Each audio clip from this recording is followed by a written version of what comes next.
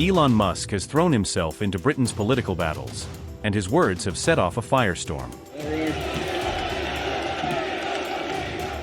On September 13th, a massive Unite the Kingdom rally took place in London. It was organized by far-right activist Tommy Robinson, whose real name is Stephen Yaxley Lennon. Police estimate that between 110,000 and 150,000 people attended. The rally quickly turned violent with counter-demonstrations, organized by Stand Up to Racism.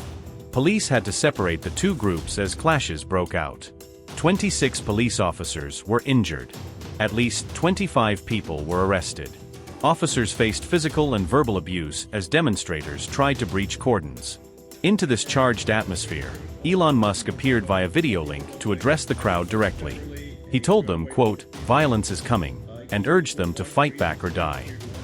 He spoke alongside Robinson, as thousands listened. To fight against government oppression, and fight for the truth and fight for the future of Britain. Musk has spent the past year throwing his support behind far-right parties across Europe. And this was not the first time he has intervened in British politics. He has previously used his X platform to attack Keir Starmer's government over grooming gangs. Reactions came fast. Prime Minister Keir Starmer condemned Musk's remarks as dangerous. He said there would be no surrender of the St. George's flag, which represents a diverse Britain.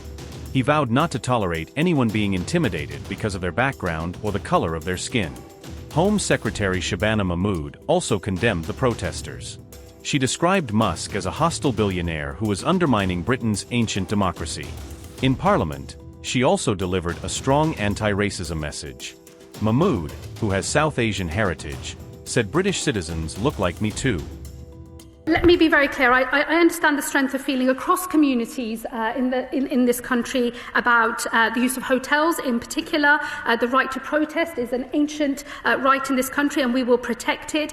But it is important that we do not slip into rhetoric that incites violence or hatred towards other communities. I love the St. George's flag. I love the Union Jack. That flag belongs to me as much as it does to anybody else, and we must never allow any of our flags to become symbols of division. I would like to use this statement to address this weekend's events. On Saturday, well over 100,000 protesters marched in London. In doing so, many exercised an ancient right, the right to peaceful protest. But not everyone did. Some turned on the brave police officers who were there to keep the peace. 26 officers were injured and 24 protesters were arrested. Those violent thugs will face the full force of the law. But those who turned to violence on Saturday do not represent who this country really is. When a foreign billionaire calls on our citizens to fight against our ancient democracy, I know this is met by the vast majority with a shake of the head. And that's because we are, in truth, a tolerant country. And yes, we are a diverse one too. You can be English with roots here that stretch back 1,000 years.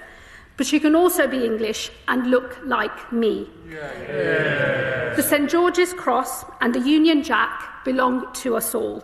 They are symbols of unity, a kingdom united, and they must never be used to divide us. Energy Secretary Ed Miliband joined the criticism. He told LBC's Andrew Marr that Musk is a publicity-seeking narcissist who is inciting violence. He said Musk should go back to running his car company and, in his words, but out of our politics. Health Secretary Wes Streeting also raised concerns. He said local residents in his Ilford North constituency felt intimidated by the demonstration. Some even questioned whether Britain was safe for them. Streeting said the national flag belongs to everyone, and called for unity against prejudice and discrimination. Labour MPs issued further warnings over the weekend. Some said the government's response to the far right has been too weak. Parliamentarians Rosina Allen-Khan and Helen Hayes both argued that Starmer has until the May elections to prove he can fight back. Meanwhile, opposition voices outside Labour also weighed in. Liberal Democrat leader Ed Davey called Musk's remarks dangerous interference in Britain's democracy. He challenged Starmer to speak out more forcefully. Davey said Conservative leader Kemi Badenoch and Reform UK leader Nigel Farage should condemn Musk as well. Farage himself condemned the violence at the rally, calling it horrendous that 26 police officers were injured. He He said the vast majority of attendees were decent people. But on Musk, he said the billionaire should explain what he meant by fight. The government is under pressure to sanction Musk. But on September 15th, ministers resisted those calls. They chose instead to focus on condemning the violence and sending a message of unity. For now, the fallout continues. Elon Musk's comments have shaken British politics, raised tensions on the streets, and put Keir Starmer's leadership under the spotlight. For more news and updates, watch Mint News.